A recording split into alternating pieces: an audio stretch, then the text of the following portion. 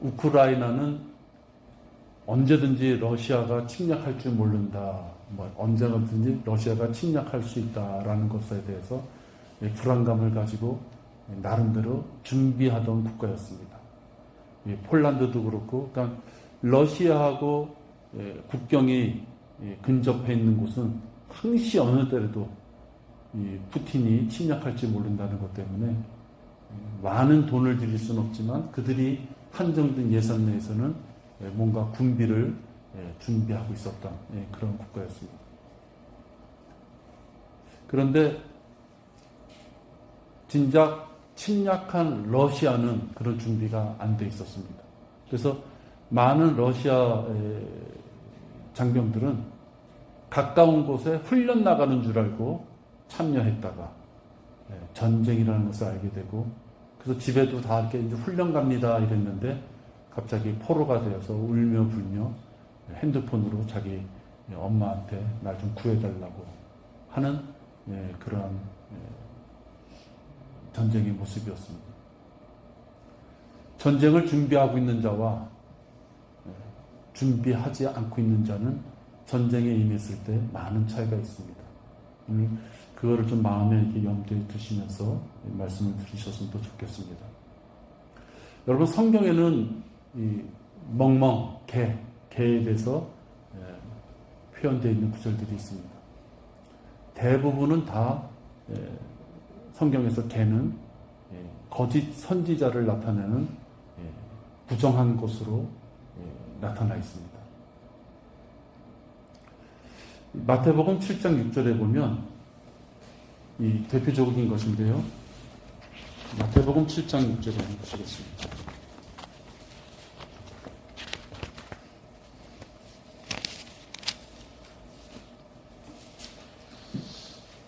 거룩한 것을 개들에게 주지 말고 너희의 진주를 돼지들 앞에 던지지 말라. 그들이 그것들을 발로 밟고 다시 돌아서서 너희를 찢을까 함이라. 여기서 개와 돼지가 아주 부정적인 의미로 나타납니다. 개는 거짓 선지자, 남자를 의미하고요. 이 돼지는 거짓 교사, 좋지 못한 여자를 대표로 합니다. 그래서 성경에서 개와 돼지는 아주 부정적인 의미로서 우리들이 왜 욕을 할 때 개자를 앞에 붙이는지 이렇게 짐작이 됩니다. 이게 이스라엘에 몇 천 년 전에 있었던 성경을 통해서 개가 나쁜 것으로 표현되어 있는데, 인류의 역사상 전반적으로 봐도 이스라엘의 이러한 역사를 모르는 우리나라에서도 보면 욕을 할 때 개자가 들어가잖아요. 참 이것은 우연이 아닌 것 같습니다.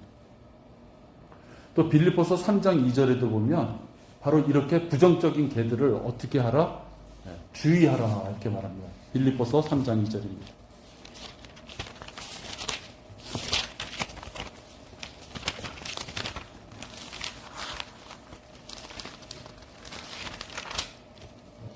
빌립보서 3장 2절에 보면 개들을 주의하고 악한 일꾼들을 주의하며 살을 베어내는 자들을 주의하라.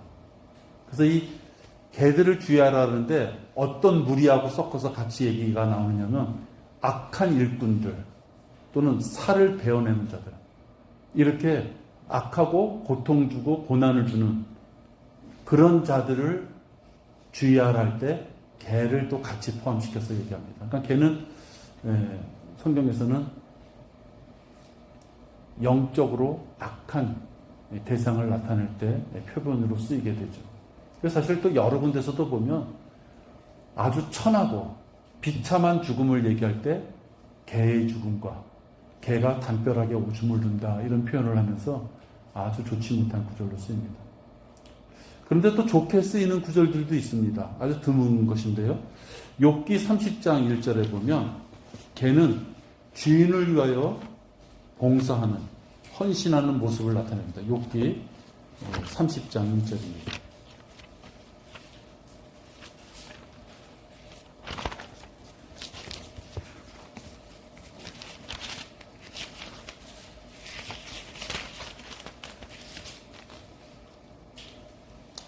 그러나 이제는 나보다 더 젊은 자들이 나를 조롱하니 그들의 아비는 내 양떼를 지키는 개들과 함께 세울 가치조차 없다고 내가 생각하노라.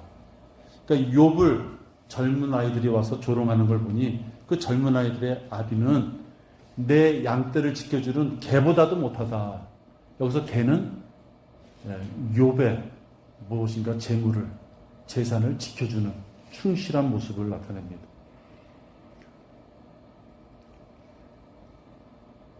오늘은 부정적인 개보다는 인간에게 충실한 개, 충견이라고 하죠. 그 개를 예를 들어서 좀 말씀 좀 나누고 싶습니다. 여러분, 군사 목적으로 개를 키우고 훈련시키는 것을 군견이다 이렇게 합니다. 그래서 그 개도 훌륭하게 많은 일을 했을 때 계급장을 줍니다. 개에게도. 그래서 우리나라도 군견을 많이 양육하고 군견병이라 그래서 그 개를 혈육처럼 이렇게 같이 연관을 가지게 합니다. 왜 그러냐면 그 군견을 써서 활용할 때는 평시에는 아무 의미가 없지만 재난이나 전쟁이 났을 때 어려운 환경 가운데서 군견병이 지시하는 대로 그 군견이 역할을 해만 되기에 군견병이 하는 말은 진짜 목숨을 걸고라도 그 개가 그것을 해내야만 되기 때문에 끈끈한 관계를 이렇게 맺어놓는 것입니다. 미국에서 베트남 전쟁에 참여했을 때입니다. 손버그라는 일병이 이제 정찰을 나가게 됐습니다. 적군이 매복해 있는지를 모르고 가다가 적군한테 습격을 당하게 됐습니다. 그래서 이 손버그 일병이라는 이 병사가 이제 쓰러지고 총을 쏠 수도 없는 입장이 됐기 때문에 총에 맞아 죽게끔 되는 어떤 상황이 벌어졌습니다. 그럴 때 이 세퍼트, 군견 중에서 제일 유명한 게 이 개가 세퍼트입니다. 세퍼트 종인 이 개가 니모라는 이름을 가진 개였는데 이 니모가 어떻게 하느냐, 총알이 쏟아지는 적군을 향하여 돌격합니다. 그래서 돌격하는 중에 눈에 총을 맞아요. 그럼 개들이 그냥 깨갱하고 쓰러지거나 꼬리 내리고 도망가거나 했을 텐데 이 군견병은 그렇지 않았습니다. 눈에 총을 맞았음에도 불구하고 적군한테 덤벼들어서 개가 막 지저대고 물라 그러니까 되려 적군이 혼란스럽게 된 거예요. 그 사이에 손버그 일병이 총을 쏴서 적군을 죽이고 지원봉이 올 때까지 살아나게 됐습니다. 또 이 개는 이 자기의 손버그 일병이 피를 흘리자 그 피 흘리는 부분을 그 개가 와서 감쌌다고 이렇게 합니다. 그래서 이 니모라는 군견병은 이 군견의 학교에서 보면 아주 대표적으로 예를 드는 그러한 충견으로서 또 군견으로서 알려지고 있다고 합니다. 제가 왜 이 말씀을 드리느냐, 우리도 주님의 군사로서 마땅히 마귀가 우리를 공격할 때는 날카로운 일을 드러내면서 니모처럼 마귀에게 대항할 수 있어야만 되기 때문에 그렇습니다. 여러분, 개가 피를 흘리면서 그 세퍼트 입이 길고 크잖아요. 그런 개가 입을 벌리고 물겠다고 덤벼들었을 때 총을 가지고 있는 적군의 병사였지만 동물적으로 무서움에 혼란스러운 그러한 상태에 빠질 수밖에 없었던 것이죠. 바로 우리가 급박한 순간에도 흔들리지 않고 자신의 사명을 다해서 싸워야 되는 것이 우리들의 의무이기도 합니다. 그래서 하나님께서는 우리 사랑스러운 자녀들에게 어려운 고난을 없애는 것이 아니라 디모데 후서 2장 3절에 보면 훌륭한 군사로서 고난을 견뎌내라 이런 말씀을 주십니다. 그런즉 너는 예수 그리스도의 훌륭한 군사로서 고난을 견뎌내라. 사랑하는 자녀니까 이제 너에게는 더 이상 어려움과 고난과 슬픔과 괴로움이 없이 내 품 안에서 주의 날개 밑에서 편하게 지내라라는 것이 아니고 군사가 되어서 고난을 견뎌내라고 말씀하신 것입니다. 이 말씀은 우리가 하나님의 자녀가 됐지만 우리가 고난 가운데 있을 것이라는, 마귀의 공격 가운데 우리가 있을 것이라는 것을 사실 전제 조건으로 해서 하시는 말씀이죠. 우리의 혼은 구원받았기에 새 사람으로서 하나님의 자녀가 되는 기쁨을 얻었지만 이 몸이 아직은 완전한 구속을 받지 못했기에 이 몸이 완전한 구속을 받는 그때까지는 이 몸이 마귀의 통로가 돼서 내 영과 내 혼을 계속 공격하기 때문에 이 마귀의 영적 싸움이 끝나지 않는 것입니다. 그리스도인이 구원받는 순간 그는 영적 전쟁터에 들어간 것입니다. 구원받지 못한 자, 즉 아직 예수님을 영접하지 못한 자는 무슨 신분이냐? 하나님의 신분과 하나님의 자녀의 신분과 마귀의 자녀 신분 중에 가운데 있어서 이쪽으로 갈까 저쪽으로 갈까 하는 것이 아니라 아직 구원받지 못한 자는 마귀의 자녀인 것입니다. A와 B밖에 없는 것이지 중간 지역이 없다고 말씀하십니다. 성령의 지역이 있고 악령의 지역 두 군데밖에 없는 것이지 적당하게 중간 지역이 없는 것입니다. 우리는 태어날 때 누구든지 다 영이 죽어서 태어났기에 악령의 자녀로서의 그 삶을 살고 오다가 누군가가 내 귀에 들려주던 그 그리스도의 은혜의 복음을 듣고 영접함으로 영이 다시 살아나서 거듭난 삶을 살 수 있기 때문에 그때서부터는 하나님의 자녀로서의 신분을 획득하지만 그 전까지는 마귀의 자녀로 산 것이죠. 그래서 마귀의 자녀로 살다가 하나님의 자녀가 되는 순간서부터는 이제 마귀의 공격 대상이 된 것입니다. 그래서 하나님의 말씀과 기도 가운데 또는 공부 가운데 성장해서 이제 뼈가 굳어지고 뭐가 튼튼해진 사람들은, 그런 자녀들은 마귀의 공격이 올 때 그것이 마귀의 공격인 줄 알고 방어도 하고 하나님 앞에 의뢰하는 기도도 하지만 이제 갓 하나님의 자녀가 된 그런 사람들은 그것이 마귀의 공격인지 모르고 그것이 싸워야 될 대상인지도 모르고 살다가 그 대상에 자기가 넘어져서 쓰러져서 마귀 짓을 하면서도 마귀 짓을 하는지 모르고 살게 되는 것입니다. 우리는 구원받은 순간 이제부터는 전쟁터에 들어온 그러한 예수 그리스도의 군사로서의 삶을 살아야 된다. 그러기 위해서는 그 군견병이 그렇게 양육되기 위해서는 한 5년 걸린답니다. 그 짐승을 데려다가 군인이 군인의 목적으로 훈련시키는데 한 5년이 걸립니다. 그리고 군견병과 그 군견이 서로 친해지는데도 2년 이상이 걸린답니다. 그것은 마치 우리가 하나님의 자녀가 되었지만 갓난아기이기 때문에 갓난아기한테 칼을 주어봤자 소용이 없죠. 말씀의 칼을 주어지고 그 칼을 잡고 칼을 휘두를 수 있는, 정당하게 휘두를 수 있는 곳에 휘두르는, 말씀으로서 선과 악을 구별할 수 있는 자가 되기 위해서는 훈련이 돼야만 되기 때문입니다. 군대에서 돌격 앞으로 했을 때 훈련이 되지 않으면 앞으로 나갈 수가 없습니다. 지휘관의 명령에 따라서 돌격 앞으로 했을 때 나갈 수 있는 것은 저 명령이 떨어지면 앞으로 나가는 것이다. 총알이 빗발쳐도 나가야 되는 것이다.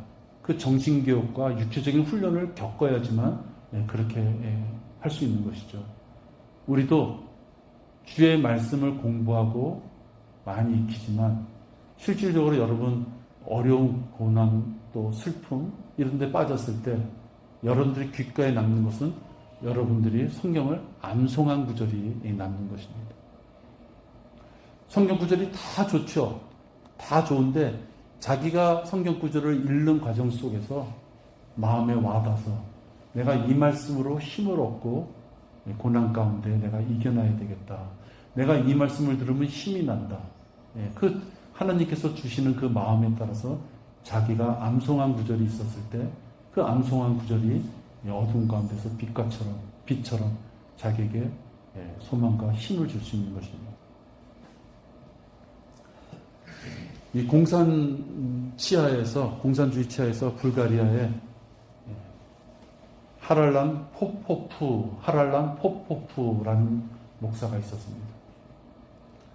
이 목사는 13년 동안 옥고를 치렀는데요.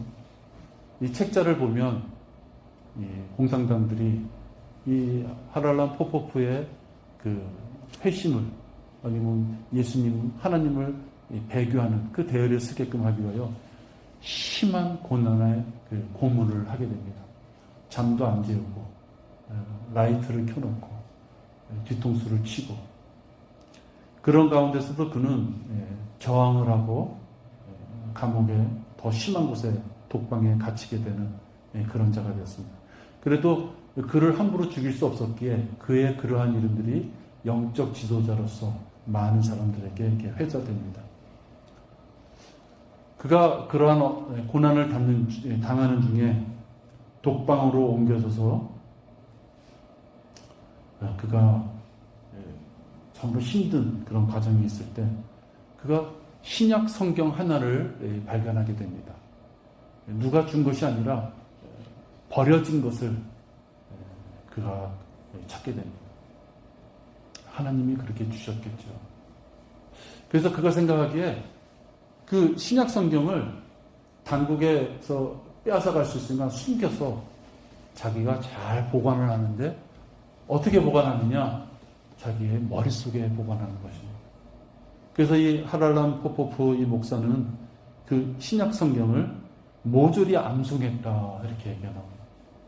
진짜 뭐 한 글자도 안 틀리고 암송했느냐 그건 알 수 없지만 어쨌든 그가 자서전에 보면 자기는 버려진 신약 성경을 자기가 취했을 때 들키지 않고 잘 간수하기 위하여 머릿속에다 모조리 그걸 다 암송했다 이렇게 표현합니다. 그리고 그 암송한 구절로 사람들에게 예수 그리스도를 전파합니다. 성경 말씀은 우리의 신앙의 뿌리가 되는 말씀입니다. 그러니까 하랄람 포포프가 성경의 말씀을 암송하고 있지 못했으면 지나가는 자들에게 예수님의 죽으심과 부활 그렇게 복음을 전했었겠죠. 그러나 좀 더 들어가서 예수님에 대해서 더 알고 싶은 자들, 하나님에 대해서 더 알고 싶은 자들에게는 자기가 암송하는 구절을 통하여 바울 서신의 여러 가지들을 설명할 수 있었다 합니다.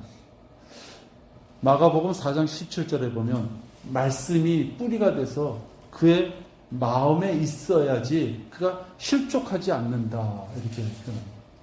마가복음 4장 17절입니다.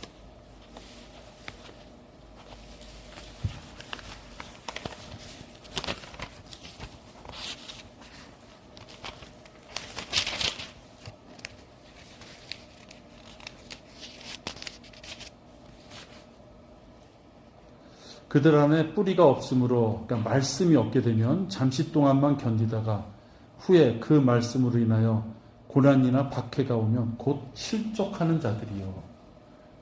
그러니까 말씀이 없으면 기쁠 때는 확 기뻐하다가 마귀가 말씀을 통해서 무엇인가 어려움과 고난을 주면은 말씀으로 힘을 얻을 수가 없기 때문에 곧 실족한다 이렇게 표현합니다. 우리가 말씀이 귀하지만 성경책을 항상 옆구리에다 넣고 다닐 수는 없죠. 또 우리가 핸드폰 같은 데다가 말씀을 저장할 수 있지만 말씀을 깊게 묵상하고 혹시 앞뒤 구절을 이렇게 살펴가면서 읽으려면 성경책이 있어야만 됩니다. 우리가 심각한 고난과 어려움에 이렇게 빠져 있을 때 보면 말씀이 있었을 때 살아날 수 있고 내가 읽었던 말씀을 찾아서 다시 이거 살펴볼 수가 있는데 그렇지 못할 환경이 됐을 때는 암송하는 자가 승리할 수 있는 것입니다.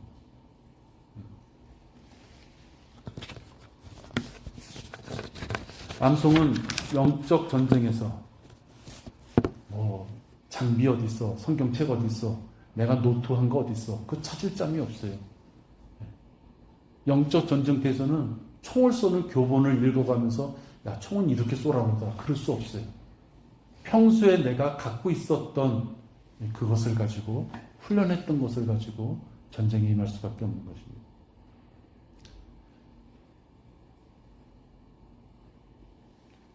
역전 전쟁터에서 실족하지 않고 승리하려면, 그래서 복음의 열매를 맺으려면 말씀이 있어야만 됩니다. 그러다 보니까 마귀가 가만히 있지 않겠죠. 말씀을 빼앗죠. 성도들이 바른 성경으로 거룩하고 순수한 말씀을 받고 마음속에 새기려고 하면 그 말씀이 뿌리내는 것을 방해하려는 그 사탄의 공격이 있다는 것을 알아야만 됩니다.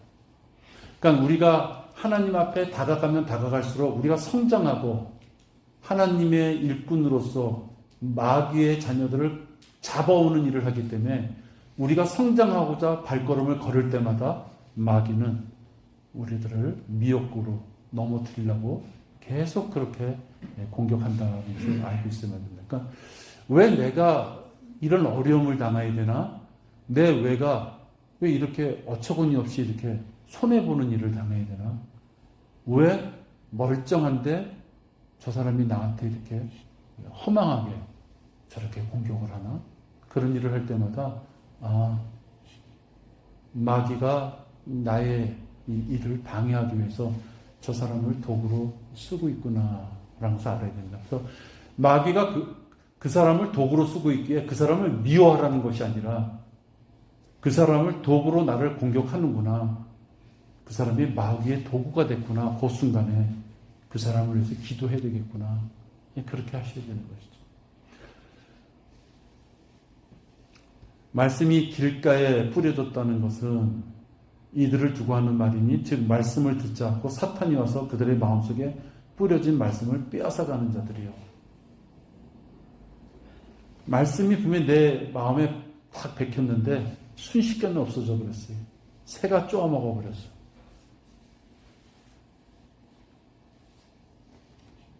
그것은 영적 싸움에서 싸울 수 있는 무기가 없다 하는 것입니다. 또 하나, 떨어지긴 떨어졌는데 내 마음에 뿌리를 조금 내리긴 내렸어요. 근데 열매를 맺지 못해. 왜 그러느냐? 세상의 염려들과 재물의 속임수, 다른 일들에 대한 욕심, 바로 이런 것들 때문에 마가복음 4장 19절에 있는 것은 가시떨기에 씨가 뿌려진 자들, 가시떨기 속에서 뿌려져서 씨가 이제 좀 내려서 싹이 나와서 자라려고 하는데 주변에 여러 가지 세상 염려, 재물, 또 욕심, 이런 것들 때문에 뿌리가 조금씩 내리고 있지만 그 잎사귀가 제대로 성장하지 못하는 것이죠.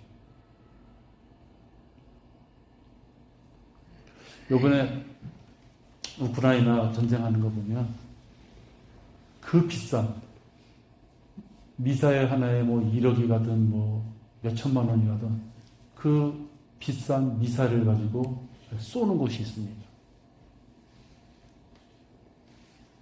가장 직접적으로는 자기네 국경을 넘어오는 그 상대의 적군들을 위해서도 미사일을 쏘지만 사실은 그렇지 않습니다.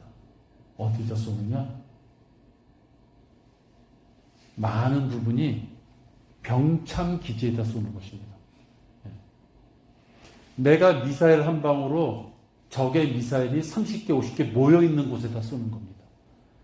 그리고 또 여력이 있으면 민간인들한테 쏘는 것입니다. 민간인들한테 쏴서 아주 그냥 정신을 혼비백산하게 만드는 거죠. 이제 우린 죽었구나, 이렇게. 그러나 그것은 세계적으로 보면 비판을 받기 때문에 그렇게 많이 쏘지 못합니다. 그러나 우크라이나나 러시아가 쏘는 대부분의 미사일은 적군의 발전소나 적군의 이 군비들이 모여있는 곳, 거기다 쏴야지 효율성이 있기 때문에 거기다 쏘는 것입니다. 여러분, 하나님께서 우리에게 주는 영적 전쟁의 모든 그 막강한 무기들은 이 성경책에 있는 것입니다. 이 성경의 말씀을 예수님께서 말씀이다라고 표현하신 것처럼 이 성경의 말씀이 없다면 우리가 셋째 하늘에서 벌어지는 일들도 알 수 없고, 지금 우리가 구원받지도 못할 뿐더러 혹 구원받았다 하더라도 향후에 우리의 삶이 어떻게 될지를 모르기 때문에, 소망을 가질 수가 없기 때문에 우리는 아무런 힘을 쓸 수 없습니다. 이 말씀이 있기에 그런 것들을 다 우리가 알 수 있고 힘을 얻을 수 있고, 마귀가 공격할 때 이 말씀을 통해서, 특히 암송하는 구절들을 통해서 대적하며 우리가 싸울 수 있는 것이죠. 우리의 병참은 어디 있느냐?